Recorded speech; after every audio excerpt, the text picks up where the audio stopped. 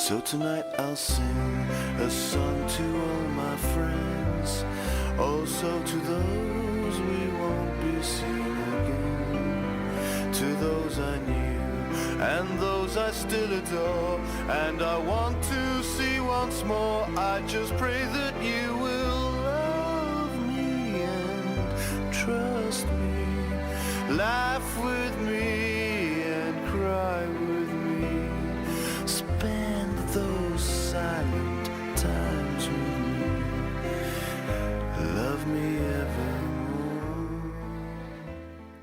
Welcome to the Red Leaf Retrocast. It's episode 93, Anime Edition. Tori, Hickey, you guys are back for yet another episode. Shock horror. Yay.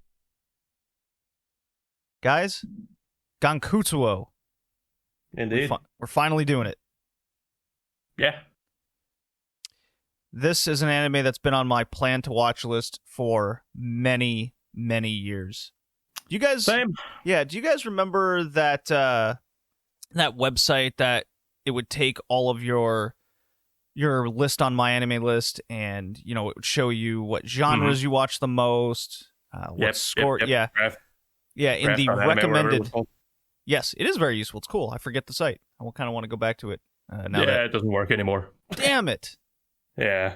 Oh, that's lame. I was kind of wondering what would be updated over the course of the last couple of years after all the anime we watched. But yes, if you went to the recommended section, Gankutsuou was always number one on that list for me. So I just slapped it in the plan to watch list and didn't add it in the anime journey. Kind of skipped over that. Just didn't make the cut at the time, and luckily for this podcast, finally covering it. It was a trip.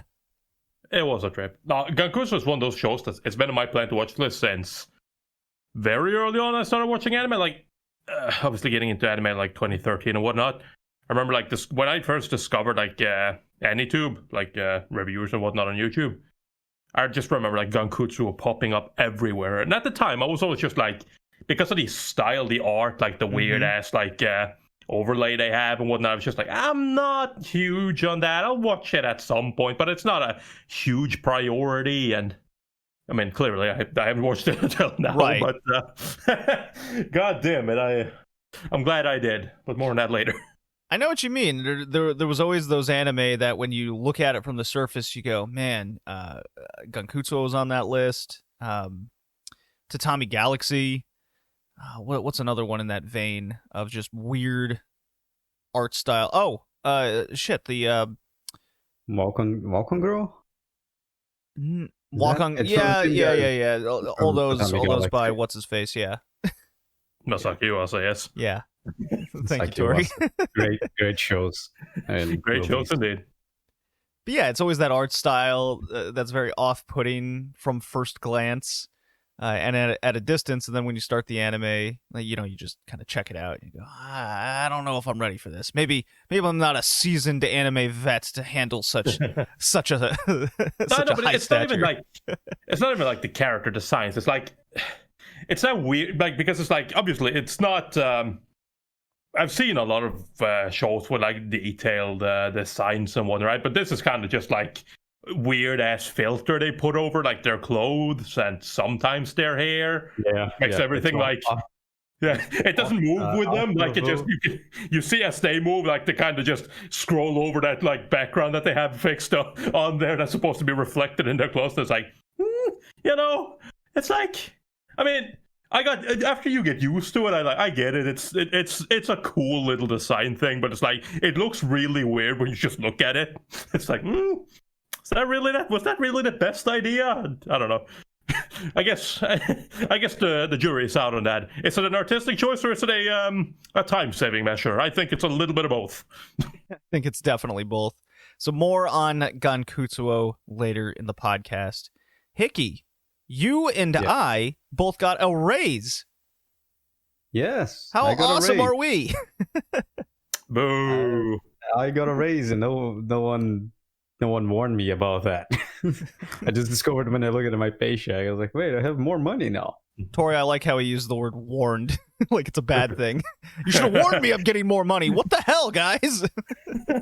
I mean, you're talking to the same guy who literally was just like when he started getting paid, he's like, I don't know if I should get this.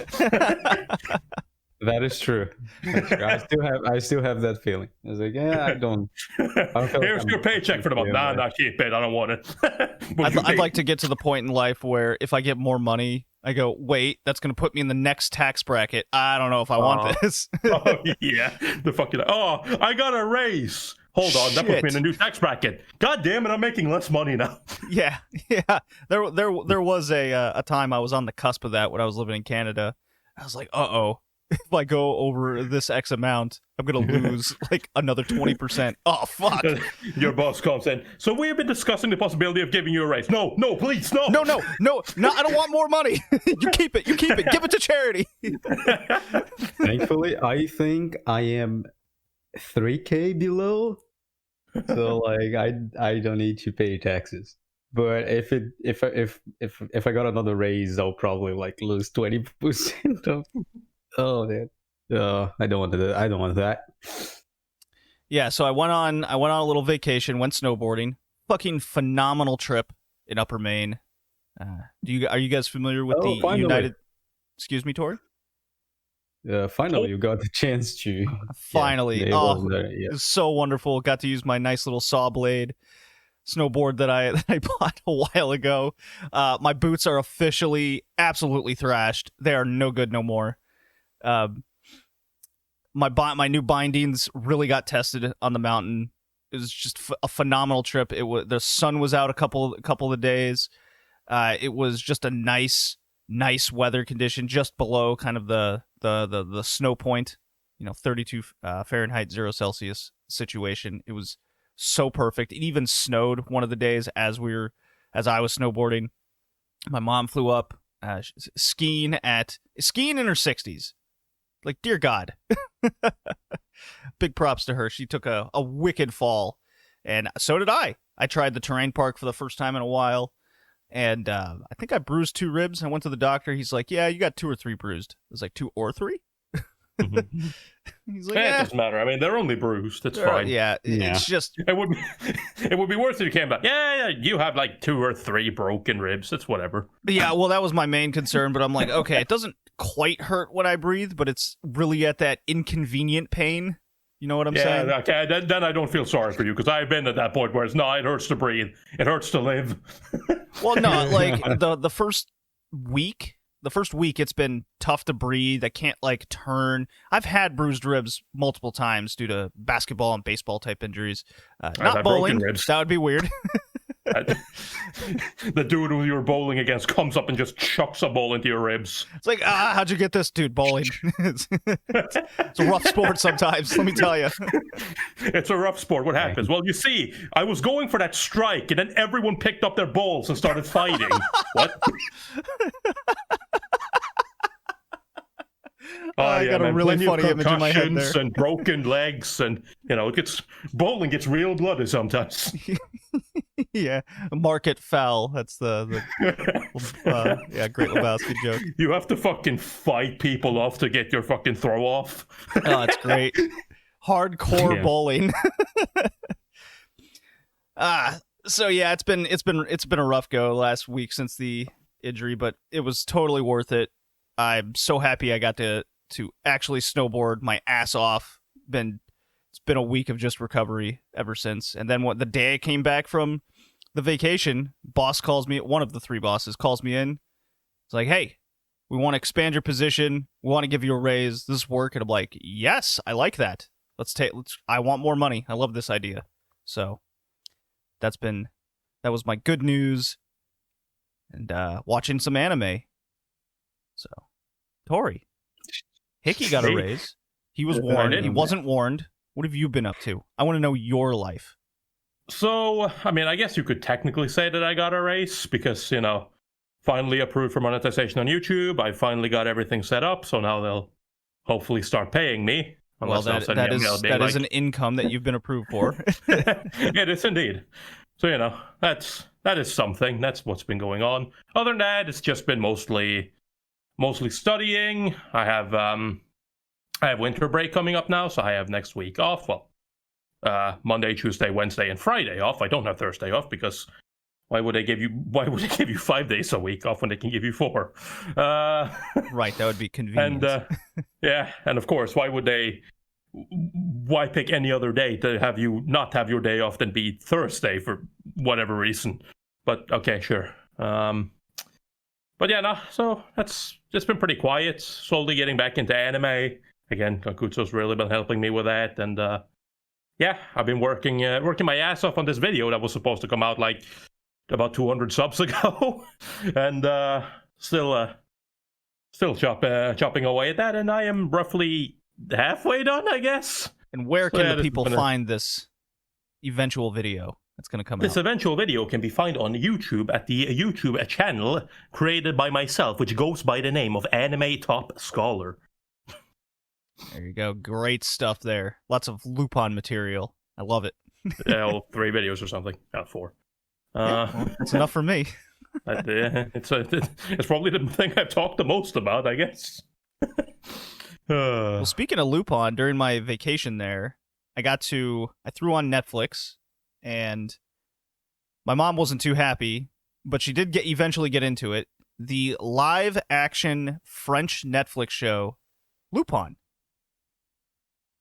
came out, I believe, in 20... wait, I know what you're talking about. I watched that. My brother was watching that show. Yeah, so my French has been absolutely atrocious. I've lost so much of it, but the subtitles definitely help. English subtitles, so at least my mom could understand, and it was well done. I vastly enjoyed this TV kind of Lupin-inspired Netflix show that they've put out. It isn't exactly Lupin. It's about a father wrongfully accused of a crime he didn't commit, and then he ends up hanging himself, and the son... What is this? That's got to stop. Helix. That sounds like something that should have gone to spam blocker. Anyways, where was I? Ah, yes. So the son, it focuses on the son utilizing this book his father gave him called Arsène Lupin, and it's got all the stories of Lupin and his trickeries, and he learns from this book how to be the master thief and master of disguise and the master of this trickery, and everything is very much in the spirit of what you would want a Lupin type show to be.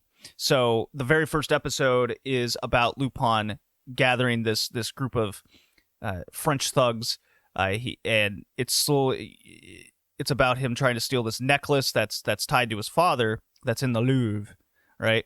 And over the course of the episode, it reveals that he's actually this mastermind thief and not this kind of blundering like undercard fool.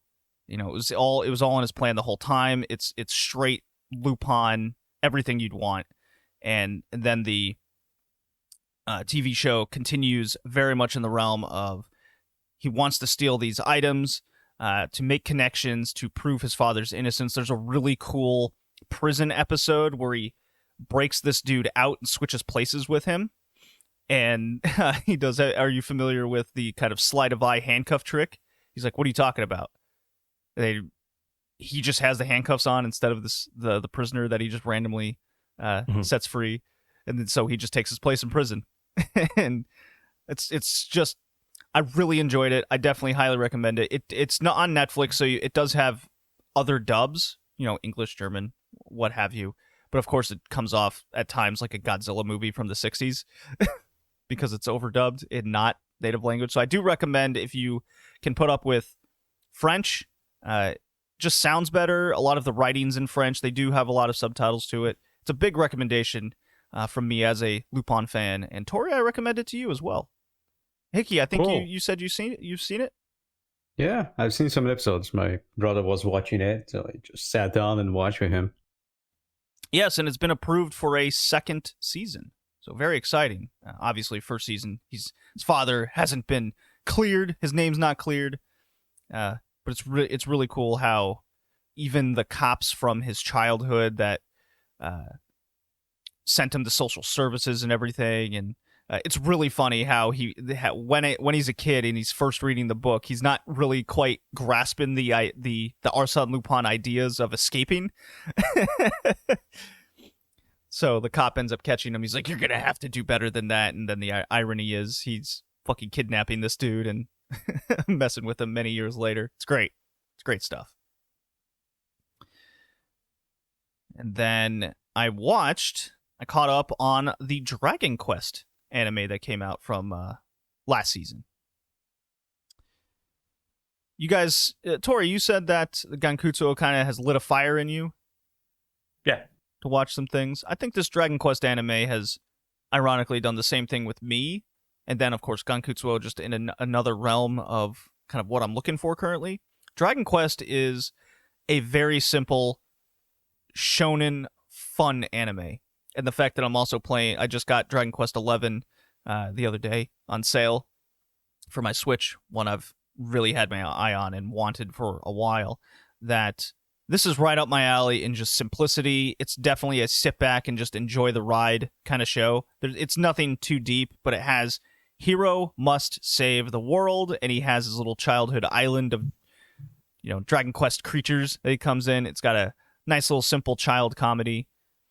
Yes, it's kind of, dumbed down for a very younger audience at times, but I think that's what I was definitely in the mood for. Nothing to really truly think about and just sit back and enjoy. So I'm 9 episodes in to the point, and I really enjoy it. I'm definitely going to continue it. So there's a lot of these simplistic type shonen shows I'm super into right now, and the other news is Detective Conan is a week away from 1,000 episodes. Woo. You believe it? Maybe he'll finally solve the crime of the black organization and become a... No? Yeah, you don't think that's going to happen?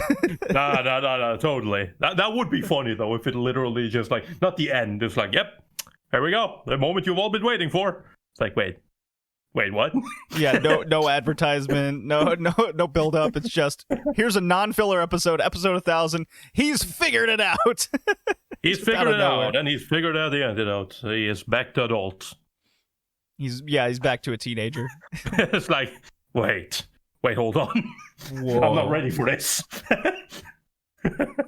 We're making progression. I'm not ready for progress. It's really funny. You could watch, if you skip all the filler Detective Conan throughout, every 60 episodes, there's maybe 13 of them that are canon, like truly canon. So you could watch a whole season just kind of in a sitting. Yeah. Yeah, I picked up a little bit of Detective Conan recently. Like when I was in my funk, I was just like, you know what? Let me just start something that I'm definitely never going to finish. Hey, that's an idea. And I'm just like, I was watching a couple episodes, and I just kept watching. I was like, you know what? All right, yeah, this is fine. This is fun. I'm enjoying it. It's nothing like super serious, but it's a fun little time waste while I'm doing other things. Oh yeah, it's a really simple thing to kind of put in the background. Yeah, I'm still really into like One Piece and Detective Conan. It's probably my 1-2 respective animes that I don't watch for like a full year. Just let it all bottle up, and then I just go on this binge for a couple days and just catch up. And did that? I'll see you next year. I think that's just kind of as well like one of those things that I just need. Like I needed something that I could watch even if I had no intention of finishing it, right? Because I feel like, especially when it's like shorter shows, whether they be 12 episodes or 24 or even sometimes as many as 50, it's like this is like, if I'm going to start this, I'm going to have to watch it at least, unless of course I hate it, I'm going to drop it. But it's like I'm going to have to go into this with the intention of finishing it at least, right? But it's like with something like Detective Conan, I don't have to do that. It's 1,000 episodes and it still isn't over. Hell, it might never end. So it's like, why go into this with the idea of finishing it? I'm going to go into this with the idea of saying, like, what I know what Detective Conan is. I've seen it. I watched the crossover with Lupin. Both of them. I don't like one of them. I do like the other one though. And I was like, it's fun. Let's just get more of that. Let's just get more of that Detective Conan style. Just see what that's like when it's on its own without interspersing it with Lupin. Let's just see what that's like. It's like, yeah, you know what? This is fine. This is okay. I like this. Did you start from like the 90s or did you just put on something recently? Oh, no. I started from episode 1. Oh, No, my God. I don't start in the middle. Jesus Christ. What a trip. That's trip down memory lane. Yeah. I don't know how many times I've heard the fucking first episodes explained to me. So it's just kind of funny being like, I'm literally sitting here feeling as if I'm watching something I watched a long time ago, but I've never seen an episode of Never Detective seen it Conan in my yourself. life. Wow, that's fun. That's a fun little connection there. Hickey, how about Yes. yourself? You back in the groove of things, or you just working your ass off getting those raises? I'm working my ass off. That's about it. Any dead bodies you've had to dig into lately? Surprisingly, no. Whoa! No, any Surprisingly. showers that have caught on fire? No, it is fixed. Wow. My Wow. father actually fixed it. Yeah, I was surprised when I came home and I actually had warm water. No way. No, Jesus. like what happened to my father? I think my father's finally going senile. Yeah, Senile. I love the I would have been pronunciation. like, I would have just walked up to him and be like, "Who are you and where's my dad?" Yeah. Clearly, an alien has taken his body. Yeah. Oh boy. Although he took one of my very, very, very expensive Italian-made ties and put on the washing machine and ruined it. There we go. Everything is as it should be. Okay, good to know. Yeah, like that tie cost us like almost $200. Oh, Ooh. Like, my boss gave it to me as well. oh no. Oh Yeah. man. Yeah, That's going to be an Yeah, but- awkward conversation. Hey, mightiest of Hickey. That's obviously how a lawyer talks to another lawyer. I see you haven't worn that very expensive gift tie that I got you a while ago. What happened to it? Oh well, glad glad you asked. My brother ate it. my yes, my brother ate it. Weirdest thing, you wouldn't believe it. Those are confusing times. My brother ate it. This youth is off of control. He's a very disturbed youth. I can't get into the mental aspects of my younger brother these days. No, I'm sorry, boss. I can't show you what happened to the tie. It caught on fire. My brother ate it. It caught on fire, and my brother ate it. Horrible burns ensued. He was in the shower, weirdly enough. Interesting. Yeah, no. Let's see if something interesting happened. No. No one got shot randomly outside your house. No, Or it's Feb. been a weirdly calm 2 weeks. Yeah, Something is about to happen, and I can feel it. most likely. It's the brew, but it's the brew before the storm. Brew before the calm before the calm? storm. Jesus. The brew brew. before the storm. Hold on, let me just brew this. Where was my mind going on that phrase? Jeez.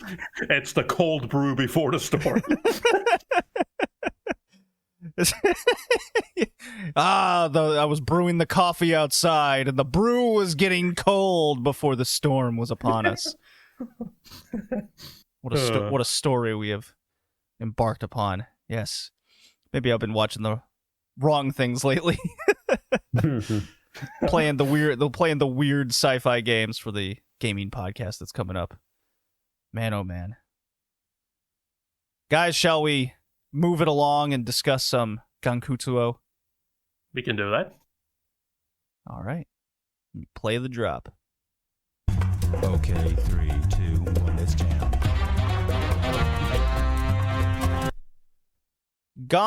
Gankutsuou, otherwise known as the Count of Monte Cristo. Yeah, or what is it? King of the Cavern. The Cavern King. Yeah, Yeah. King of the Cavern. All right, first question before I read the synopsis and everything. Have any of you read the original book that this is based on? No. Never. Like half of it, Okay. because it's from Dumas. Yes, it's very strange. He also wrote The Three Musketeers. Yes. So I read the Three Musketeers, and I was like, man, this is fun. Let me see this other one. And I was like, huh, this is fun. And then I never finished. But that's okay. That's just me. I often do that. Okay, I've read the original. I've also read Three Musketeers. So I do like the author. He is a bit weird at times, but I do like his presentation and style. So and I've also seen a couple movie adaptations, old and I guess more modern, of The Count of Monte Cristo. So I'm very familiar with the story. So my big question was, how were they going to make this super anime? Make it super weird. And I was not disappointed, I guess, in that aspect. He So has anyways, so many characters. Like the original novel has so many fucking, like, holy shit. And everyone is sparing everyone is related to each other. So sometimes they're talking about like just last names. You don't know who they are talking about. They're not following the story. The book is really good, but it can be a little bit confusing. There's like, you need a diagram to understand what's going on. It's books like, it's almost like when you're reading Game of Thrones, where you actually have to kind of write down the names and kind of tie them all together yourself on a piece of paper next to you. And like, okay, I've read this guy. All right, what's his connection with everybody? And you're kind of mapping it out as you're reading the story, which, you know, I do with like Agatha Christie novels and different sort of murder mysteries where you're trying to write down the clues as you're reading along. So that's kind of how I went about reading something like The Count of Monte Cristo. So let's get into the anime's summary. Albert de Morcerf had it all: wealth, loving parents, great friends. The only thing lacking in his life was excitement, until that fateful day on Luna planet. After a chance encounter with bandits and a daring rescue, Albert invites his newfound friend and savior, the Count of Monte Cristo, to his home in Paris. Little does he know what fate has in store for him and his loved ones. Just who is the mysterious Count, and what does he want? As tragedy touches the lives of those around him, can Albert's only recourse be to wait and hope? Not really a good summary there of what's going to happen. So let me, you know what, Tori, do you have the My Anime List summary in front of you? I do. Could you read that for our esteemed listeners? Definitely do that. Sure. In the year 5053, French aristocrat Viscount Albert de Morcerf, horrible pronunciation there, sorry, and Baron... Your French is horrible. It is. Baron Franz d'Epinay attended a festival of Carnival of the Moon City of Luna. Great sentence. Right. While Franz is just looking to have fun, Albert is seeking something more to fill his life. But he finds more than he bargained for in the Count of Monte Cristo, a mysterious and charming self-made nobleman who meets his gaze during an opera performance. Ooh. Through a few twists and turns, Albert befriends the Count and introduces him to French society. The Count, however, has more on his mind than just friendship. He plots to finally unleash his vengeance on those who wronged him years earlier. Gankutsuou follows Albert and the Count's intertwined destinies and the ultimate price paid for enacting revenge. So for those that aren't familiar with the original story, I'll get into that right after I just say that the anime came out in the fall of 2004, and it's by Studio Gonzo. Of all studios. Of all the studios to do this. It's the director is Mahiro Maeda, and I think we've covered, or Tori, you've covered something by this guy. I'm pretty sure he did Blue Submarine number 6. That's the one. That's the one. He's also done Evangelion 3.0. Yeah. 3.0, stuff like that. He's worked on a lot of stuff we've covered actually. He's been involved in storyboard and mech designs kind of thing. There is a mech design scene in this anime that really threw me for a loop. Yeah, get into that. That was the episode that stood out to me the most, ironically enough.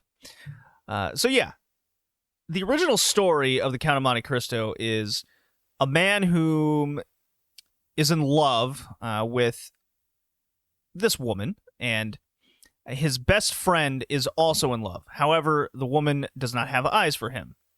And various means and plot between his best friend and a group of others basically framed this guy to a crime he didn't commit. Well, and depending on what adaptation you've read, seen, the original, the point being he's framed for a crime he didn't commit: murder, poisoning of some kind, you name it. There's a million different scenarios laid out to how he's imprisoned. That where he gets imprisoned is a place of non-escape. That is the premise, and he meets a fellow prisoner, and this man trains him to be of nobility and various means of combat, martial arts in some cases, which is funny. And then he doesn't eventually escape from this inescapable prison, and he finds a treasure that this fellow prisoner has a map to, and that's how he gets his riches to enter noble society. And when he returns home, he finds that the love of his life thinks he's dead, or thinks he's actually guilty of said crime, and she has married his best friend. And so his revenge plot is to ruin all of the lives of the people that ruined his life. That is the plot there. In some cases of various stories of the Count of Monte Cristo, in this case, his best friend and his lost lover have had a child, and this story, he befriends the child and uses him to enter noble society and gain connections through the nobility, and one by one takes down each member of the people that ruined his life. In this version of Count of Monte Cristo, there's really only 3 of them that ruined him, plus the lost lover, and the revenge plot has its drawbacks, I guess is a way to put it, where revenge is the only thing he is focused on, and even if he ruins the life of the son he never had, or his lost lover, it's worth it to him because his life was thrown away many years ago. His life is, well, forfeit in his mind because he lost out on, well, his woman and the son he never had. Where it gets really anime oriented, Tori, why don't you take that part? I have no idea where you want to go with that. But, just the settings of it all, maybe the art style. No, but sure. So, I mean, obviously, we've talked about this. One of the things here is, you're kind of immediately just one of the first things you see is kind of just like the whole space, which kind of just pops up. It's like spaceships. Luna, it's like the City of Sin, essentially. It's just like everything is kind of like hitting you in the face right away, which I actually kind of like. It's a little bit of it's a bit of whiplash, but at the same time, I think it works for what they're going for. Because for me, it's kind of like it immediately made me kind of just sit down and be like, okay, I'm paying attention, because it's not what I was expecting. Like, I haven't read The Count of Monte Cristo, but it's like I know a little bit about it. So it's just like the moment the setting pops up, I'm like, I know there are no spaceships in God of Monte. Interesting. Interesting. You have my attention. Where are we going with this? And then, of course, the Count. We are on Luna. We obviously follow Albert and his friend Franz. That's right. Yes, and he is. And they're kind of. Albert ends up having a kind of chance encounter with the Count, trying to deliver a pocket watch to him that he dropped or accidentally dropped. Right, accidentally. Might not necessarily have been that accidental after all, but they end up becoming good friends, and he wants to introduce the Count to the aristocracy in Paris. And so yeah, they end up becoming good friends, and even though he is being warned that he's being warned that, maybe this guy isn't that good. Like, there's speculation that he's faker aristocracy, and he's just faking it, and maybe he's not that great of a guy. But nah. I've talked to this guy. He's nice, and he also saved me from these bandits who kidnapped me and tried to steal from me and take my life, and also they did the horrible crime of making me fall in love with what I thought was a woman but was actually a boy. So that's unforgivable. Yeah, that really threw me off. I was like, okay, it's such an anime trope where you got to have the trap character, right? It is, but at the same time, I think it's kind of, for me at least, it works for the comedy part. It's kind of just like, did it need to be that way? No, but I do think it's kind of funny that it's just like, it's like everybody at the end before they're going back to Paris, it's just like, what? You don't want to go with me? You got somewhere to be? It's like, yeah, maybe I do. And then the Count is just like, I don't want to get in between people and people's love life and whatnot. And I hate being the bearer of bad news. But then he whispers something in his ear, and it's just like, he saw a boy. He's a dude. Ah, shit. It's like, oh man, we're about to get down and dirty in an alleyway. It's just God. Like, okay, cool. I didn't see that coming. I wasn't expecting them to do that. But all right, you know what? Fair enough. And I would have really enjoyed the character more if she stayed a girl and was, because our character Albert, he is engaged to a woman. Yes. Arranged marriage. Right. And she, they don't really see eye to eye. They used to be childhood friends. It got awkward between them because, well, they get, kids get older. And I would have really enjoyed it if this character stayed female and provided kind of the, one of the sins of lust and allure, and constantly kept coming in between the two. And maybe it would have, and that's kind of what I was expecting with the Count of Monte Cristo, at least in this aspect of the story, where he's inserting this character into his life to cause division in this marriage. And I thought that was going to be a long plot. Well, as soon as he said, it's a boy, and the boy's, he's inserted into kind of a family butler role, and I'm like, I guess he's just kind of keeping tabs on him. Maid, but yes. Yeah, maid. Just keeping tabs on him. I was like, I was so disappointed with that character that I thought they really dropped the ball on really adding into some intriguing intertwined plot with all that, rather than just a spy. Kind of. A trap spy. I don't really. I guess it was the opposite. I also don't agree. I think at that moment it was extremely eye-catching. I don't think I would enjoy as much because I got laughing. I was like, man, I started laughing. I thought it was extremely fun. The whole situation, like him getting kidnapped, right? She's like, yeah. Are you going to?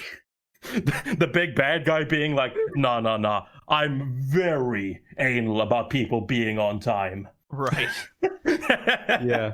You're a minute late? This kid's got to die. A minute, a second. As a matter of fact, he wasn't even late. He started early. Right, yeah. He's like, this guy's not 5 minutes early.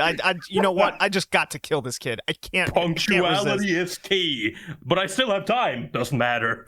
That's like my boss getting on me with one of my reviews recently. He's like, I see you've been showing up at 7:02 lately. I'm like, okay. Okay. I gotta go through this COVID test thing every time before I go to work. It takes anywhere from 5 to 15 minutes. Same guy who doesn't give a shit about safety measurements. Like, right. Helmets. He's got his priorities in order. Yeah. No, I think because I knew what was going to happen. Well, of course, it still surprised me because story is whack. But since I knew it would be extremely, extremely serious revenge, blood kind of stuff, which we had the similar story. In the last season. Let's not talk about that. Since I knew where it was going, I think those random bits of comedy, especially in the beginning, they were very eye-catching to not be series upon series, because then when after fucking episode 5, every semblance of comedy is just drawn hard. So it's important to keep your spirits high at the beginning to that kind of story. Especially like imagine if they started just like Count of Monte Cristo when with Dante's being imprisoned and you have to go through all the prison part, you know. Yeah. That Well, would be I'm glad you very, brought very that up. depressing to begin with. I'm glad you Of brought course, that up. They modify the story. You don't have the priest that helps him. It's the Gankutsuou curse on the show, but you know, because of that, I appreciate the character. It doesn't make difference. Peppo is the name of the guy. Doesn't make too much difference in the story. One, because Albert keeps showing kind of a weird feeling towards him, and two, Peppo loves Albert. The end, and you show that. That's good enough. That's character development. For me, it was good enough. It felt okay with the tone of the story. Very comical at the beginning. You start to lose it, and you know it's like, well, it was an impossible love to begin with, but still you have like the little cry scene. So it kind of follows the same tone shift of the story. It's my opinion. I think it was good. Yeah, no, I think it's one of the things that I think, because I understand what JD says. I think that for Peppo's character, the biggest problem for her or him could have been the fact that you want to phrase it. it could have been like he could have so easily gotten in the way. While I understand that you were getting in between Albert and Eugenie, like and whatnot, just like. While I see what you mean, at the same time, like it's not like the show lacks any of that. There is more than enough shit that's getting in between them over the course of this show. I don't feel like necessarily adding another part to that would have. I don't think that would. No, I'm just saying if this with the way it started, I thought this character was going to have a bigger role to play, and I kind of got roped into that initial story. So I thought, look, I'm not saying it was make or break or anything. I was just saying if this was going to be a main character, I was kind of... The show lost me there the moment the cute girl turned out to be a guy. I was like, nope. I'm just so over the trap trope at this point. So I was like, this is so disappointing. I thought they were going to do so much more with this character because I'm very familiar with the Count of Monte Cristo storyline, and yes, as the series went on, and probably because you have Benedetto or Cavalcanti.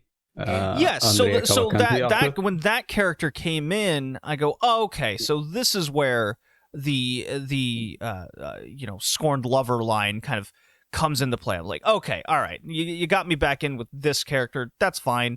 Peppo kind of plays a back role, all right, totally fine. I'm just saying for this initial character, I was like, damn it. Kind of hoping for more rather than just going to Trope City. I do want to say, Hickey, you brought up the no prison backstory. I was really disappointed that I get that they went with a curse. I really like that aspect of it. That's very unique. I do like that. But so much of that story is based on him going to prison, right? And this is his. And his life being ruined. How does he get this mass amount of wealth? How is he able to fool so much of nobility and his background? And that's such a huge aspect of the Count of Monte Cristo. I'm really disappointed that this anime didn't do. I think it didn't. Only speaks French, right? Only speaks French. It's like, oh no.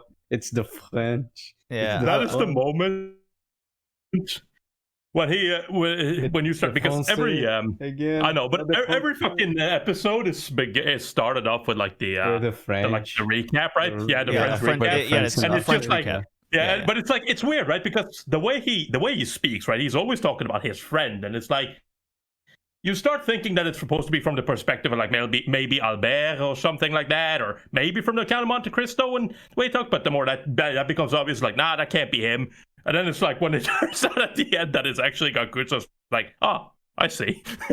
I like that, but it's one of those parts where like because I have Gankutsuou, so I bought it on Blu-ray. So it's one of those moments when he started like when Gakutsuou started talking and actually in the show, it's kind of that moment where I regretted making one decision. I watched this in Japanese with English subtitles, but on the Blu-ray you can watch it in French with English subtitles. Oh, that's really cool. I think I would have loved to watch it. I think I would have loved to watch it with a French dub and English subtitles. Yeah. Yeah. But I have the Blu-ray. I can do that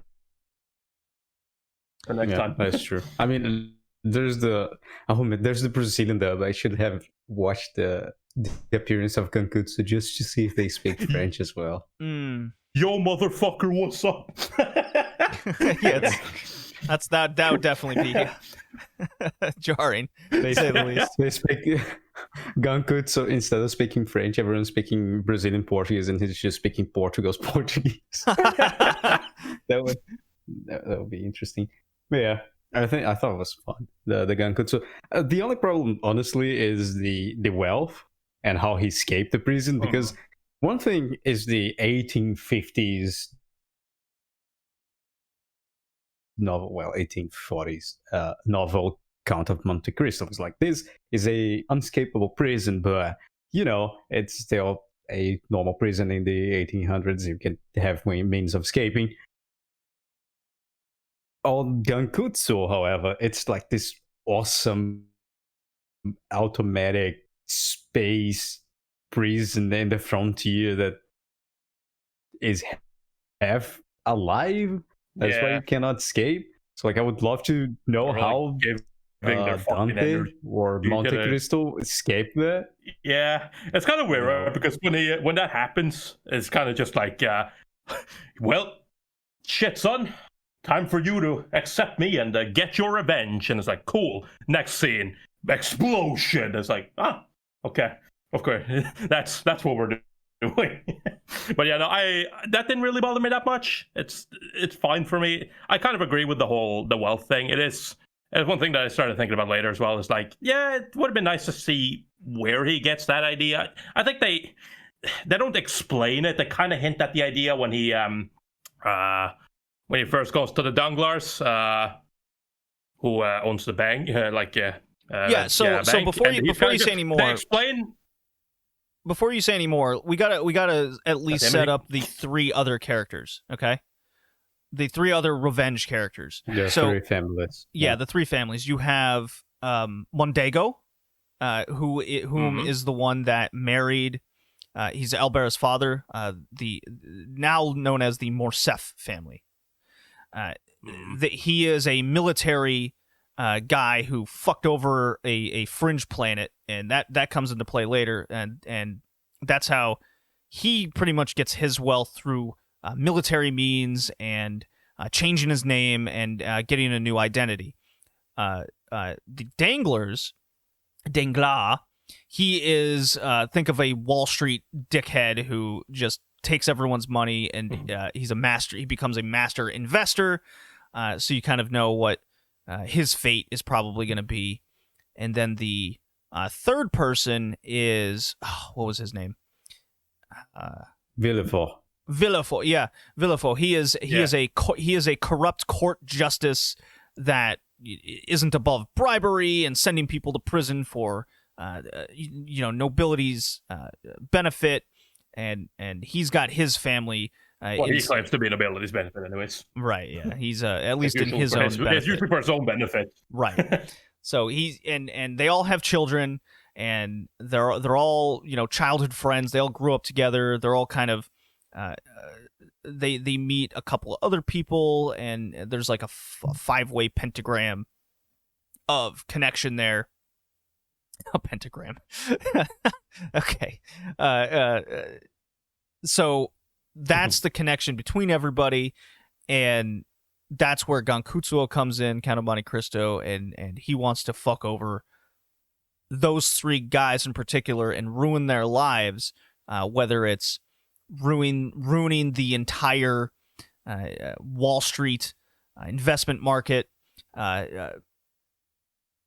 coming to light of Morcef's military background of him disturbing. No, not betraying. There we go. Betraying an entire royal family on this fridge planet, and then of course, ruining the kind of court credibility of Villefort, and essentially he can't be a court justice anymore. So all his credibility is lost. So those are the three main plot lines. Does it take it too long to get there?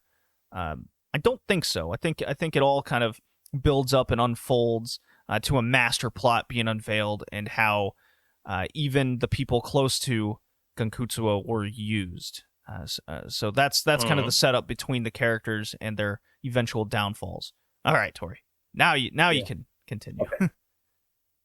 So basically, what I was trying to say is, it's not. Again, I agree that the Count of Monte Cristo, where his wealth come from, isn't explained as well as it should have been.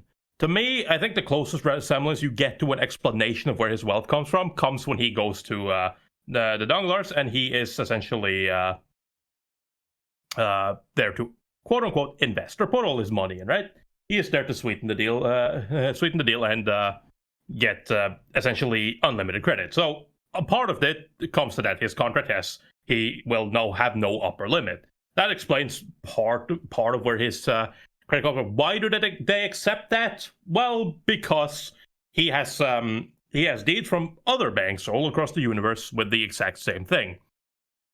The question, of course, again becomes, how did he manage to do that there? It's not like everybody would just be like, he tells deal? Everyone. Yeah, it's not like you just go out to every bank and be like, so I'm trying to get revenge here, and I would like to use all your funds for that, right? So it's like, there's that implication, but I think, again, you can kind of imply that that they're essentially all just tools for his revenge. So he has probably been doing something of the similar vein, tricking people, putting people in hard positions, having to accept unfavorable deals before that. But again, it isn't ever strictly explained how that happened. Yeah, you kind of have to be in the mindset. You kind of have to be in the mindset of accepting the fact that this dude is an evil genius of manipulation, and that's how he's acquired his wealth. Yeah. Aside the original treasure, I guess. Yeah. Yeah, they just kind of loosely base it off that treasure. Yeah. Out in East Space. They always mention East Space. It's a barren mystery wasteland of space, East Space, as opposed to West Space or North or South. It's always East. Yeah, got a kick out of that. Where do we go from here? I guess we'll hit on some characters and their developments. Do we go Albert? Do we go France? Maybe Eugenie and her situation? I guess we'll just kind of go with Albert's journey and how everybody comes into play. Yeah. Fully original Count of Monte Cristo diagram of relationships, and we can go from there. Yeah, it's quite complicated at times. Maybe it's best how... I guess let's go with Everyone's connected. With the kids, and then introduce Monte Cristo, and then the revenge plot. Because since we're following the kids most of the time, right? Valentine, Maximilian, Albert, Franz, and the other one, the blonde one, I forgot the name. Eugenie. Then we can go. Then we can go to Monte Cristo and his subordinates, and Heidi, which plays a huge role, and then the rest of the families. Then revenge plot. I guess that's a good way of following it, because again, I guess so. I'm trying to think. They simplified a lot. Like, there's a bunch of characters in the anime that you don't need to know the face, just like the mechanic guy, the secretary of state, the journalist, like all of them. Like, you don't need to know that much. Even Valentine to a certain extent, because she kind of goes out, gets taken out of the picture and sidelined for a lot of the show. I guess it's So, more because yeah. of Franz and Maximilian. Yeah, it is. But I definitely say, like, the main crux of the story obviously lies with Albert and Franz and kind of Eugene's ties to him, and of course the Count of Monte Cristo and his plot for revenge, and simultaneously kind of how these kids' story is, to at least up until a certain point, is almost a complete mirror of their parents' story or backstory. Yes. Yeah.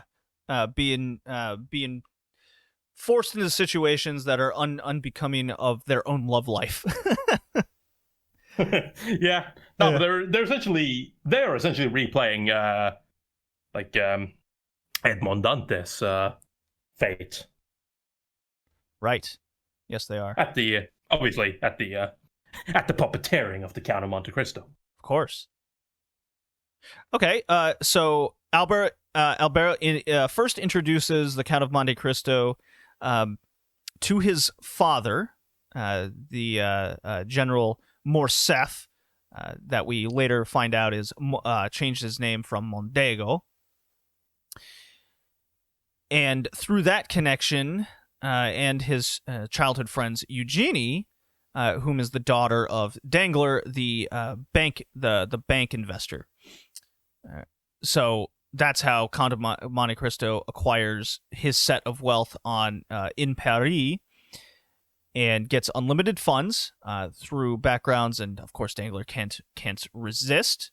And Dangler and each of these men have wives, and the Count of Monte Cristo uses his great allure to corrupt first and foremost the children for the introduction, and then the wife, whom is each of them is a scorned lover in their own unique way. So Morcerf's wife is his past lover, that you immediately can put that together 1-to-1. You know, Albert is the son he never had situation, and Albert sees him as the father figure that he can truly trust and rely on. Dangler's wife is I guess, corrupted individual of already, already through various means of wealth and bribery, and doesn't get enough lovin', so to say. I believe Andre Cavalcanti is, I think he bones her a couple times. He did indeed. There's who's the other guy that bones her a lot? It's like a secretary's son. Yeah, Lucien Debray, or Debra, or however you're supposed to pronounce that. Right, yeah, he bones her all the time. He's one of the friends that doesn't really kind of get a lot of story time. He kind of just shows up, and then it's like Eugenie doesn't really like him very much, and it's like, why not? And then you get that one scene where it's just like, okay, yeah, no, I understand. Yeah, he's boning my mother. Why? Okay.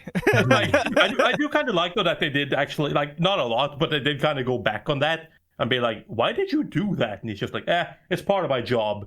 Why would you do that? Why would that be part of your job? Listen, you wouldn't understand, and you don't want to ask questions you don't want the answer to. It's like, fair enough.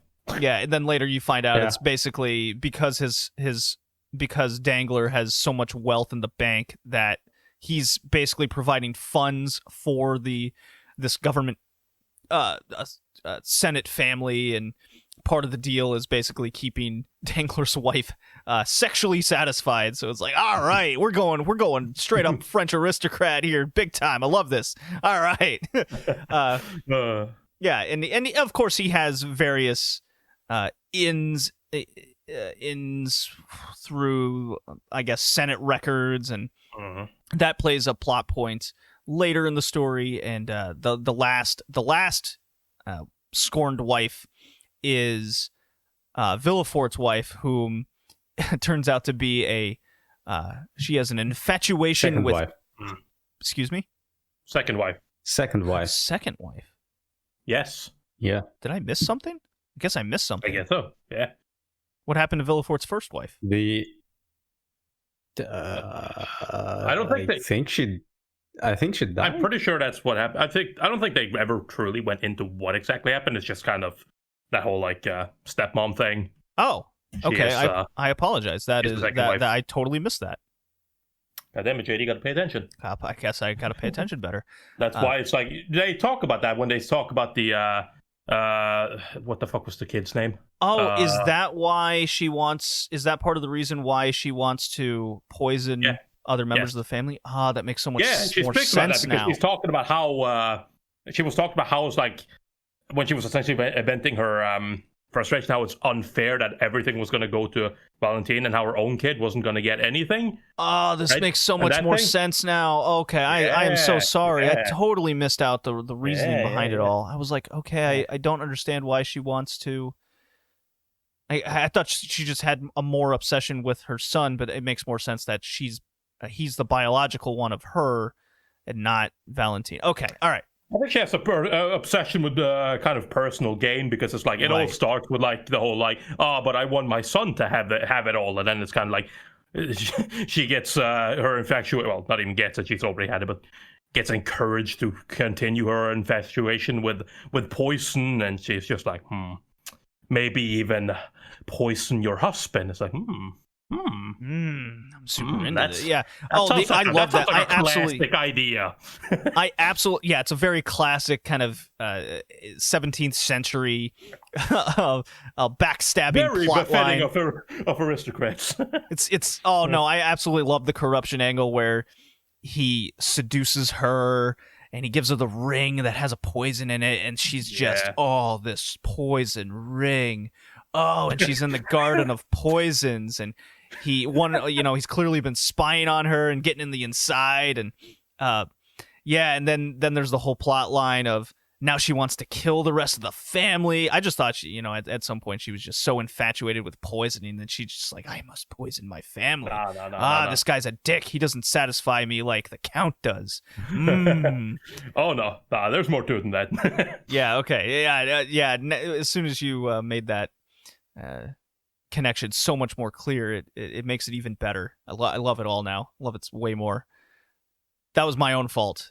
I just absolutely missed that. I'm so sorry. Thank you guys. This is why we do this. No problem. It's great. I love talking about it.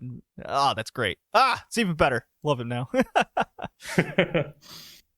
I honestly thought she was going to pull the this is a venomous dagger, and it just licks it. I was like, I should have done that. I thought she was going to fucking it's funny because I thought when she got the ring and she pushed it, I thought she was just gonna poison herself out of sexual that is satisfaction. Uncomfortably close. Yeah, that is uncomfortably close to just getting into your finger and then you're poisoned.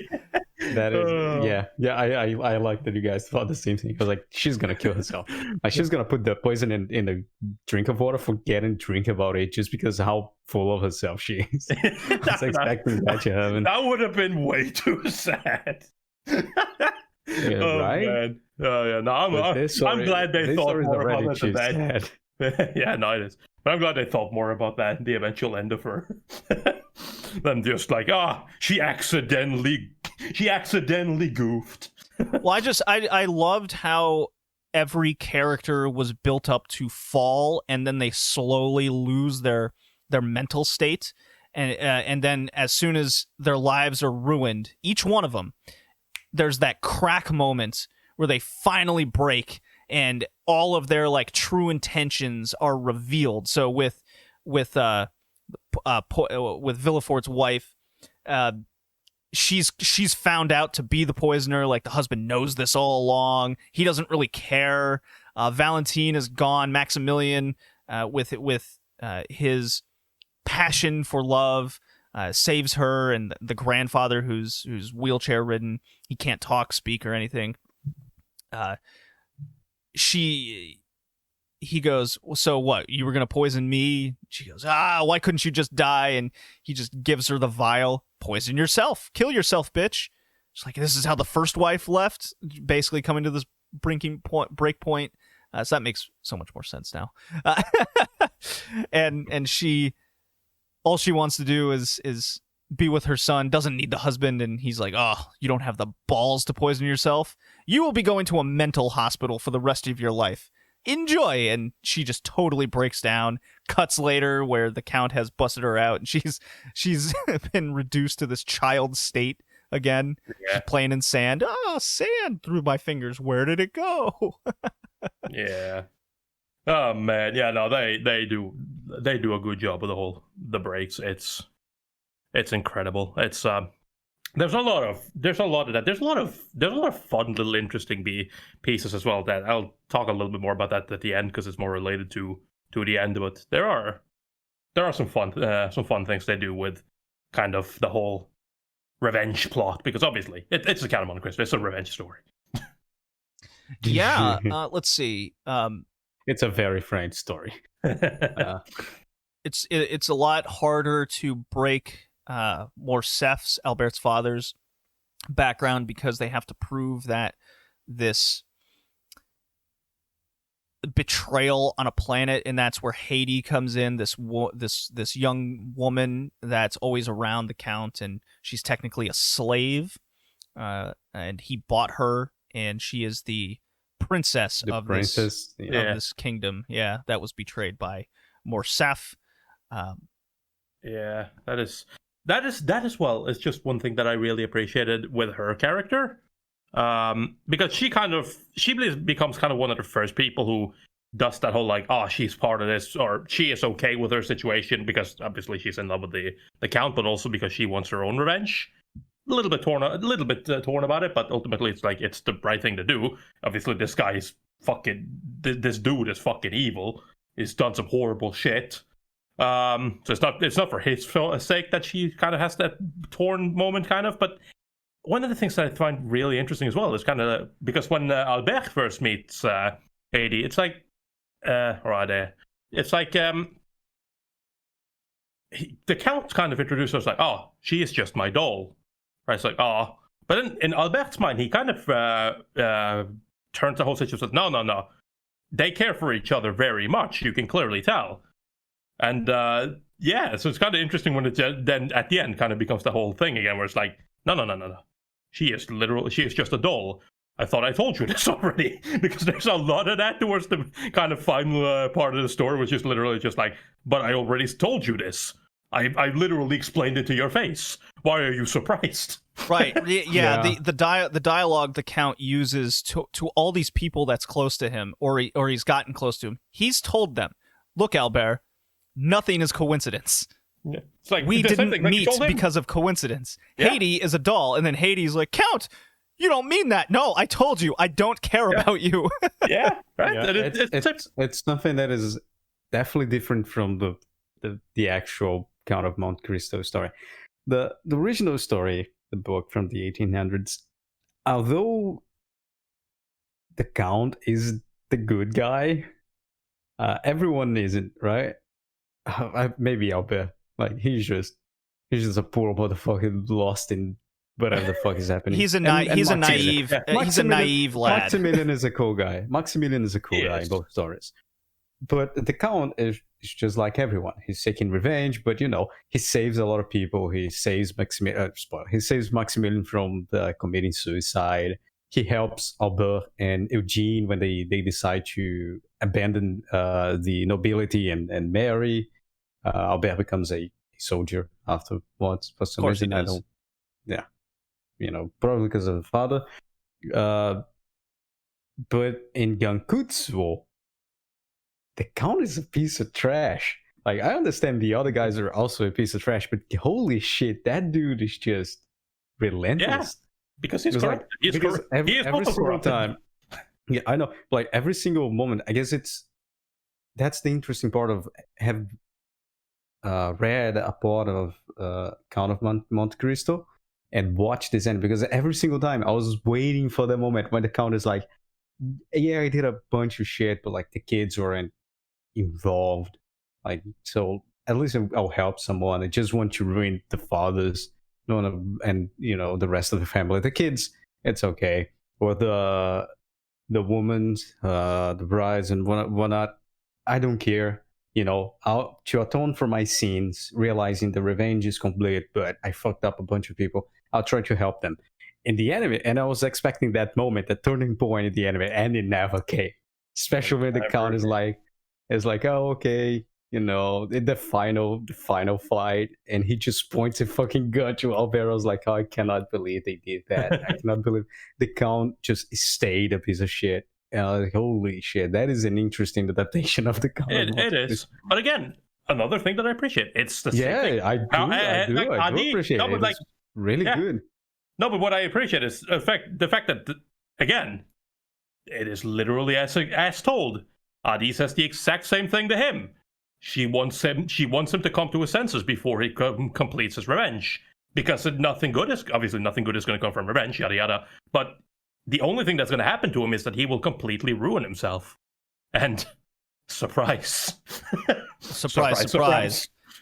The crystal curse takes his emotions. Yeah.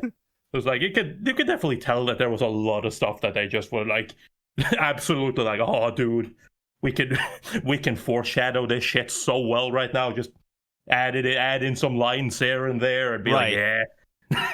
No, it was phenomenally done. How everything is, like you said, foreshadowed and just it's literally told to you. Yeah. Right? So many things. He just straight up tells you. And then it's told to you, and then it fucking happens, and it's just like, oh shit, they actually did that. Right. It's just the whole moment where Albert he realizes that this guy wasn't my friend. All these people, it was a setup, and he just can't believe it, even though he was told that straight up. But then if he accepts that, it's such a tough like inner struggle with the character, because the Count has helped him like so many times, and you can't discount that. But to accept the fact that he was used makes all of these things that he was helped with how do you phrase this? He was also set up by the Count in a lot of these situations like to be put in that situation to begin with. Right. Yeah. It's like, okay, so I was used for all these horrible things, and these horrible things are happening, but then my own benefit is with Eugenie and the situation with her and getting out. That's the big positive. Like, was it all worth it? Was our families going into complete ruin worth our lives? Yeah. And that is because Fall doesn't, like we talked about the corruption earlier. That is definitely why it's like Morcef, the father, Mondego? He's kind of like Mondego. He kind of I like his ruination a lot, because it kind of encapsulates that moment, right, where everything comes together. Right, of course, everybody's like consumed by their own desire. Right. But his is the one that hits me the most, because it's like, he wants the world. Obviously, he's running to become leader, right? President of Earth. That's his new goal, right? But it's like the entire time he's kind of been telling himself that he's doing this for his family, right? It's for his family. It's for everyone. This is not a selfish desire. This is for everyone. He wants the best for everyone, especially his family. And then it literally comes to that breaking point where he is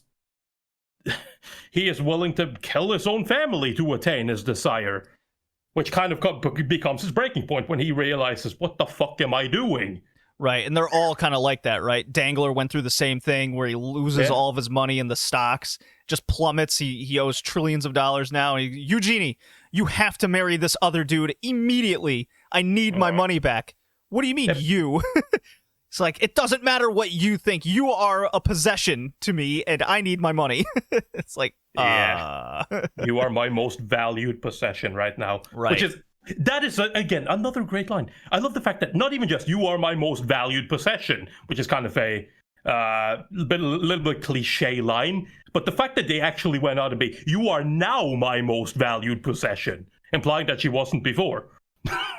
Which is that is fucking cold. Yeah, she has moved up She has moved Yeah. up the tier list of value because now he's lost all of the things of low monetary, his stocks, his fake papers, his numbers. They're all zeros. Where does that leave her? She is now an item that can be sold off. Mm-hmm. Crazy. Yep. It is. The show is good. Way too good. God damn it. Yeah. Also married to Cavalcanti, which is probably the most the scariest dude in this show. That man is fucked up, dude. I mean, fucking, like you said, when he even goes into the when he even goes on Eugenia's mother. That part when he's just like, let me fucking let me get in on that as well. Let me really fuck shit up. And you just start realizing, and it's like, dude, this guy is such a scumbag. I knew he was a scumbag, but this is really a lot. And then it's, at the end, he's like, he is the fucking love child between her and fucking, what's his name again? Jesus Christ. There's so many names. I keep forgetting them. Sorry. The Villefort? Yeah, Villefort. That's that guy, right? That they had, because of their infidelity, she ended up having a kid, but Villefort ended up burying the kid. Right. So we thought. But that turns out to be fucking, that guy, Andrea Cavalcanti, and it's just like, Jesus fucking Christ, this guy is disgusting. He's not only willing to ruin everything, but he literally fucking had sex with his mother, and he's planning to do the same thing to his sister. Jesus. Greek tragedy 101 right there. Yeah. There's layer after layer after layer of It's crazy how the Count came in contact with all these key people with Haiti and on Cavalcante. Haiti is the princess, and he used her. He has Cavalcante as the incestual child that becomes. He's insane. Haiti loses her insanity because she can't accept that everything he was saying was true, because she, becomes in love with, infatuated with him. And because she's like, she has her obsession with the revenge against the dad, the Morsef dad. Like, Morsef, yeah. He is. She is still like, she has that moment where it's like, when she gets to speak more with Albert as well, where she's like, she doesn't wish anything good for Morsef. She is still kind of like, but that doesn't necessarily mean that I want him to suffer, right? It's that weird moment where it's like, your actions will affect all of them no matter what, and you will never forgive one person. It's like, you don't necessarily want that shit to happen to someone else, right? It's like, it's that weird thing, and that's why the whole, like, I need to stop the Count, because the only thing that's going to happen is it's going to ruin him, how he's going to feel after realizing that feeling of going through with your revenge, which becomes kind of funny, because I think probably everybody in this show gets their, well, not everyone, but pretty much everyone actually gets their revenge, except for the Count. He gets some of his revenge, but not all of it. Well, he did successfully ruin 2 people's lives. Hey, he did, but ruining 2 people's life is enough. He did also he did get one, but it didn't exactly happen to how he wanted. He didn't get this final plan. He didn't manage to send Morsef into complete and utter despair as he had thought, because he kind of snapped out of that. So, a little bit of a mission failed. Yeah, I mean, he didn't cross the finish line. Put it that way. No. It's okay. Also, did it himself. He did. Although it was more like the noble death than more than anything. It's like, I'm tired of running. Like, I won't. I guess I understand. Like, after everything, like, it was just like, it was such a episode 23 is just so sad for Mosef. Yeah. Like, it's the redemption of the redemption, because before that he does a coup. A lot of things, like, it's left outside of it, of course, in that time frame of the story. Bonaparte is part of it because he's exiled. So you have like kind of Bonaparte terrorists in Paris. It's a weird time frame. I love that time frame, by the way, because I like the Napoleonic Wars.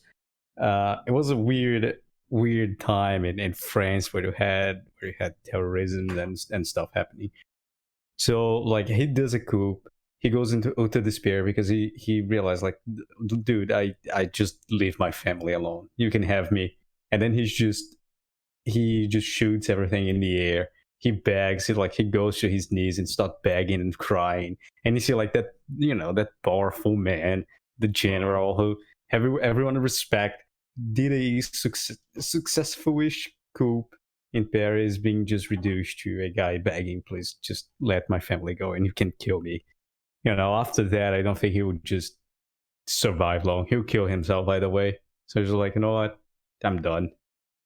I'm done. And I understand the gravity of all my deeds, and I'll just kill myself. It is way better than the original story, in my opinion. What happened to him? He also kills himself, but it's because his family learns about his betrayal of friends, and because he does everything for his family, he gets so like sad and desperate that he just kills himself. He cannot live with the thought of his family disowning him, which is Mercedes and Albert. So he just kills himself. So from the original story, this one is an improvement in my opinion, right? Especially like when the Count tries to shoot Albert and you see his face and he's just the face of a desperate man. It's just like, man, I felt sorry for that character. Yeah, no, that entire fucking scene there in episode 20, fucking all of episode 23 is my favorite episode. No, episode 23 and episode 24 just so good. Just so good. We'll break down the last two episodes, guys. With the finality of it all. And how we already spoke about Morcef and his connection to the original story and kind of redemption of redemption. So, how about everyone else? How it plays out? Well, Mickey, why don't you take that? Banker dude? The banker dude is just naked in a spaceship. But yeah, he went crazy. It's just, I guess, consumed by his greed. Yeah, pretty much. I think it's quite standard, right? He either goes full bankrupt or just gets naked in a spaceship full of gold. In the original story, I believe he just, as we all do when we reach despair. Yep, just flees. It's the same thing. It's basically a carbon copy of what happens. Monte Cristo, he manipulates the market, makes it crash, and then demands a large sum of money from the bank, and he just go nuts. I think Villefort gets arrested. Yeah, I believe so. Yeah, for crimes being exposed. Yep. And that's about it. Then you have the final confrontation between Albert and the Count, with everyone in the weird spaceship of the Count. Yeah. It was very, very, very quick. Let's say. So the details are a little bit foggy because I was in awe. I was like, damn, this is a cool fucking episode. So I wasn't paying a lot of attention. I was just engulfed by how amazing it was. The looks, the Art Nouveau looks come really crashing in that episode, especially after it comes right after episode 22 where Albert gets the letter from now deceased France, which went to the mech battle against the Count instead of Albert. Yeah, and it's such an emotional thing. Like, do not hate anyone, right? Do not seek revenge. It's just live in peace now because things are close to an end. I was like, man, what a good show. What a good last 3 or 4 episodes. Yeah. There's and you have the music, like the opening which is quite emotional, and it's just start playing in the background as he's reading the letter. It's just really good, really good. And then the ending comes You in can and see fucking that hits you like a truck when you're trying to go to, when it's like, do I watch the next episode? Doom.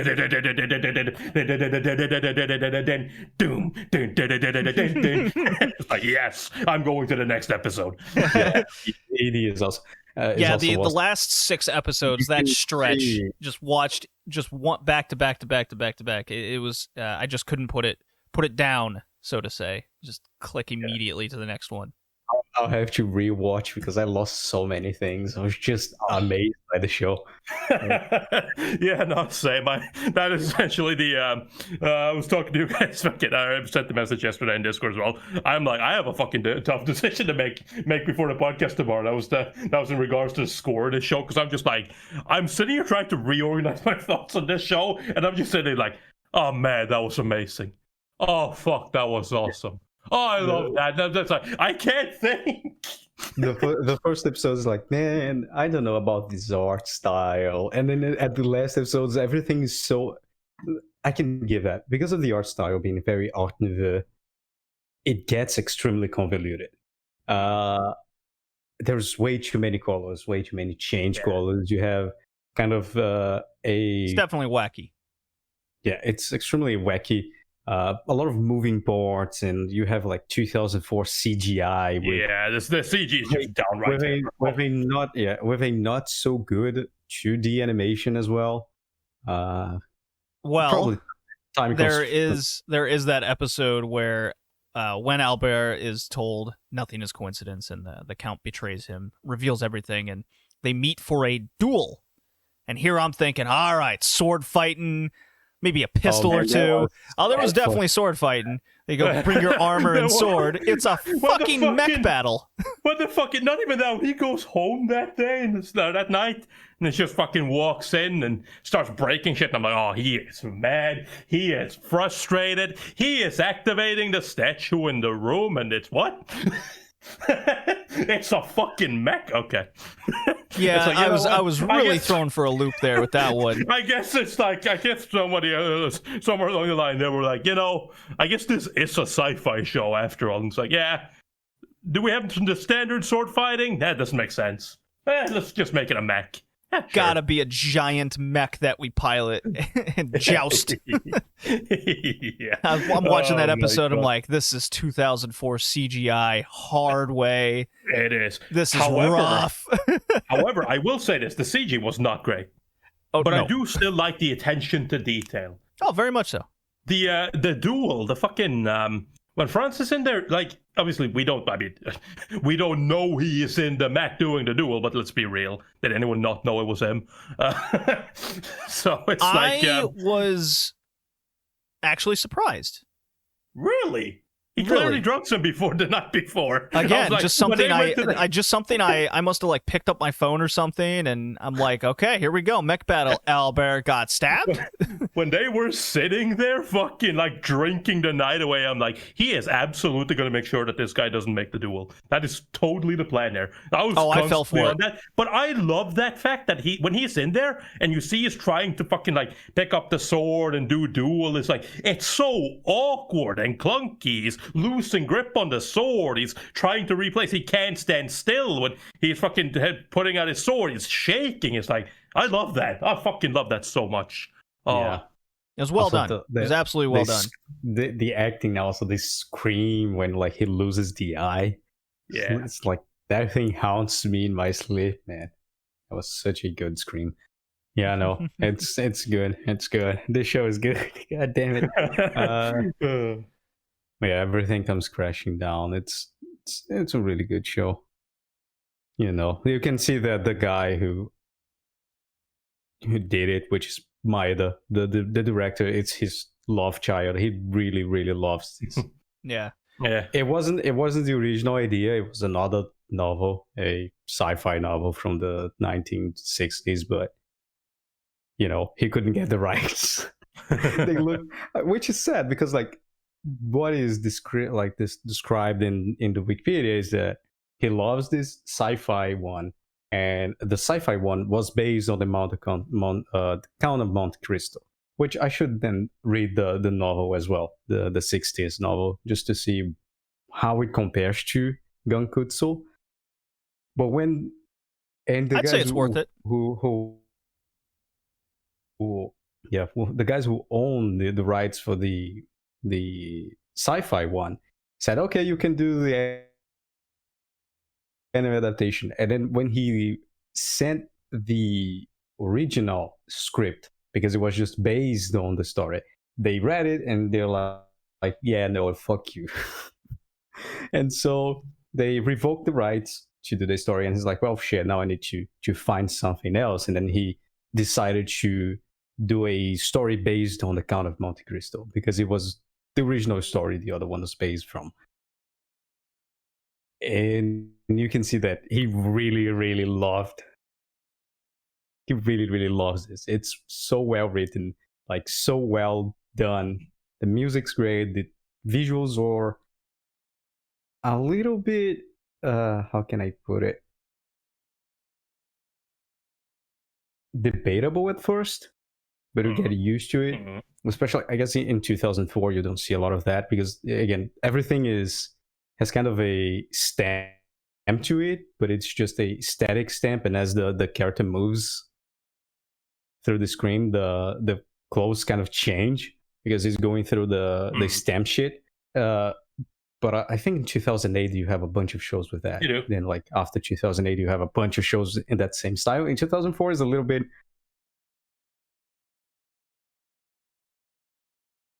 nouveau, to use French.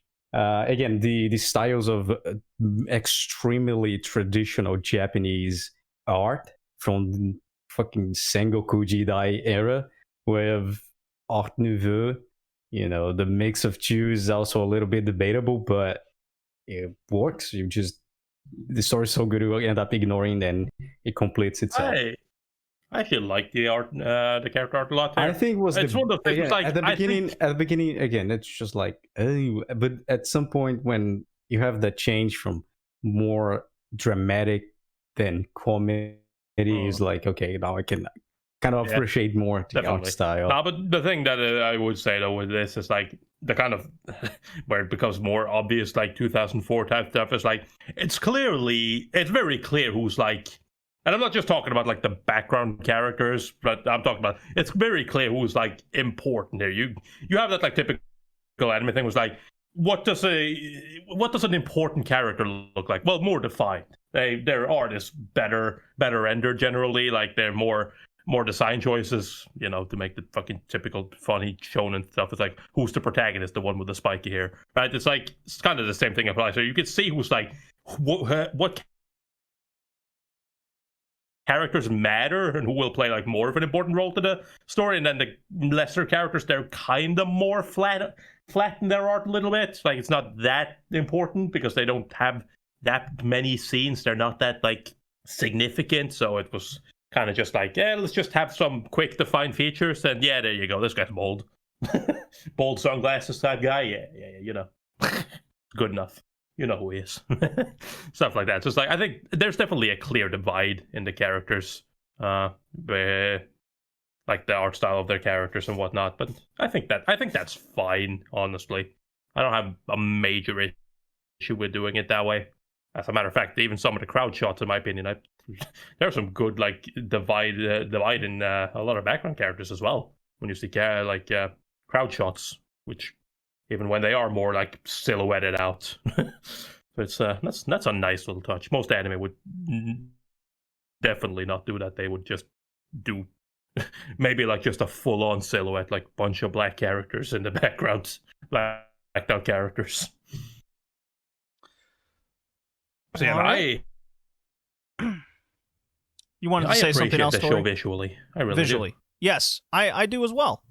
I thought I'm always up for a unique take on animation and presentation, rather than the same old shtick over and over again with especially in the early and mid 2000s, where everything was very, very much the same and kind of diluted to a point of poor animation at times, and art style, mind you.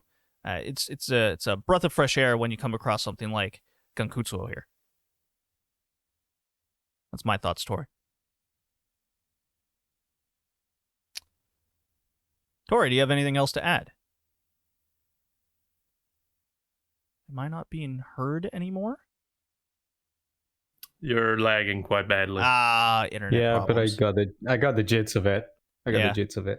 I apologize. I've been appreciate how having unique it internet is. issues for the past, few days. Quite awful. I apologize. It's That's okay. I understand. I understood what you said, and I agree with you. I also Mm. appreciated of how unique it is. It's Compare like it to, 2004 unique. Yeah, compared to like early Witch Hunter 2000s. Robin, which is almost like 2000s. Oh man. I mean, that show is unique as well. Sure, but I'm talking about the it's- art. I'm talking about the visuals. Yeah, well, the art is unique. The problem is everything is kind of blackish and like Brown. the story's Dark not brown. very good. I don't know. I They didn't like contrast. Dark Brown either. They contrast quite well. I think both of them have quite unique art styles, but this one is fucking a LSD tree. It's a massive trip with we have some French people.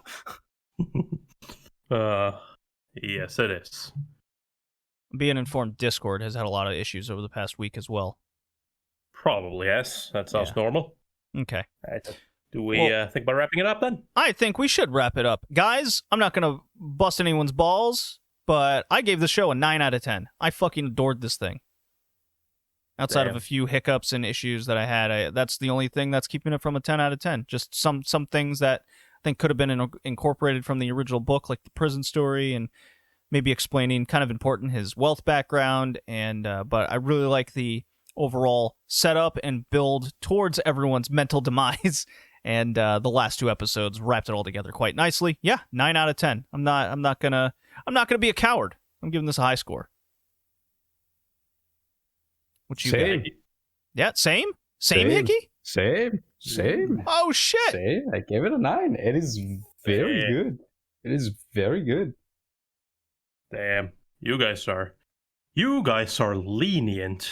All right, then. Then I guess it's time for me to pull up and ruin everything. So, Ooh. I ended up giving this show, after a lot of pondering and consideration, I ended up giving this show a 10. Wow, Yep.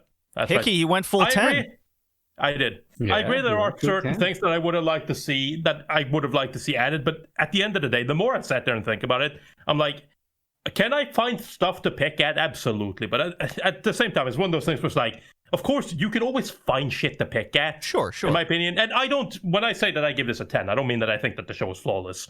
I use a 10 as a score for a show that I Unequivocally fucking love. recommend, right? Yeah, I fucking love it. It's a 9, but it's special to me. And I just can't say anything other than this show has entered probably my top 5 anime of all time. Holy I love crap! this show. I had Yeah, so this much show fun is watching this good, show. dude. This It's- show is good. I was not ready for this. I was thinking going into this, like, I'm gonna like the show, but I've heard so much about it that there's no way it's gonna live up to all the hype, and like, it's probably gonna be a good show, but it's not gonna be that great. And at a certain point, I swear, I'm just sitting there, it's like, I'm just waiting for this show to nosedive. When is the show gonna fucking tank? Does this get bad? I'm enjoying this way too much. I shouldn't enjoy this so much.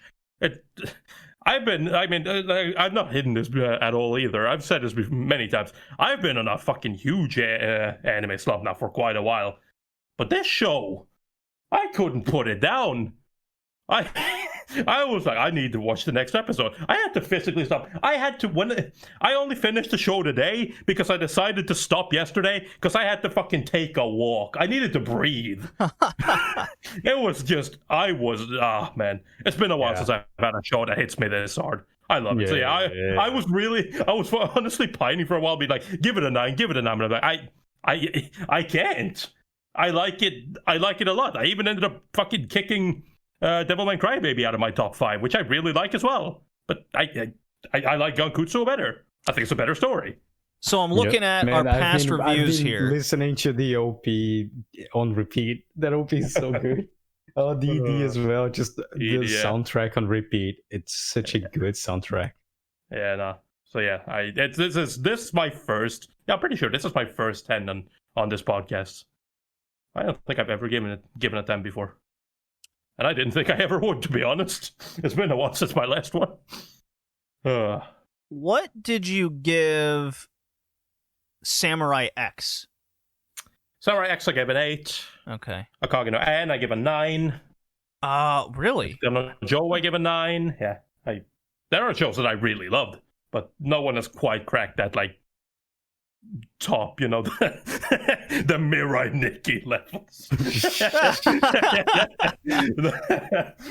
For those that don't understand that joke, you can just check out my mouth. So I'm looking at past reviews. I think this busts into the top 5 most. I gave Chargeman Ken a 10. By the way. Oh, that's right. Yeah, yeah, because you weren't there. That is true. But I watched it. I watched the whole thing. Same. Why? I wasn't even part of the podcast, but I finished that show. So Gankutsuou then clearly busts into, I believe, one of the top 5 anime we've reviewed on this podcast. Right up there with Future Boy Conan, Anne of Green Gables, and Legend of the Galactic Heroes, to name a few. And I would say it deserves to be there. Definitely not Sailor Moon. Definitely not Sailor Moon. Yeah, no, it's absolutely fantastic. That's nice to know. Because in fact that I will probably do another one of those top anime videos for the Red Leaf Retrocast once we hit 100 episodes. So keep that in mind. Yeah, we'll be hitting. We will be on what we like and probably what we dislike as well. We will be hitting episode 100 just before the 4th anniversary. Nice. Of this podcast. So that's really, really cool timing right there. Holy shit, we've been doing that for 4 years? God yeah. I know, right? Pretty awesome. Pretty awesome. Lots of retro anime we've discussed on this cast. And there is still a lot more to come. Yeah, so we will be finally finishing Touch in our next episode. The final stretch of the romantic baseball anime. Then we got some good ones coming up, some interesting ones to say the least.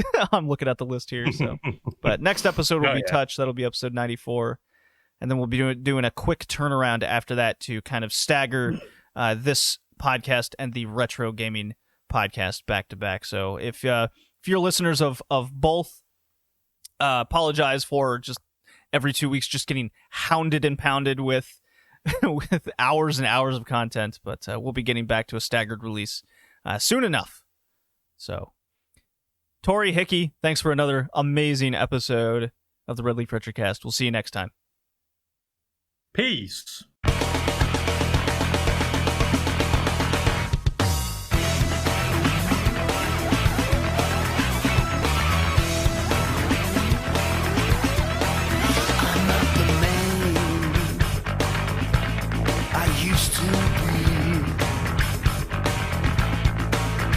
What you see is not what it seems.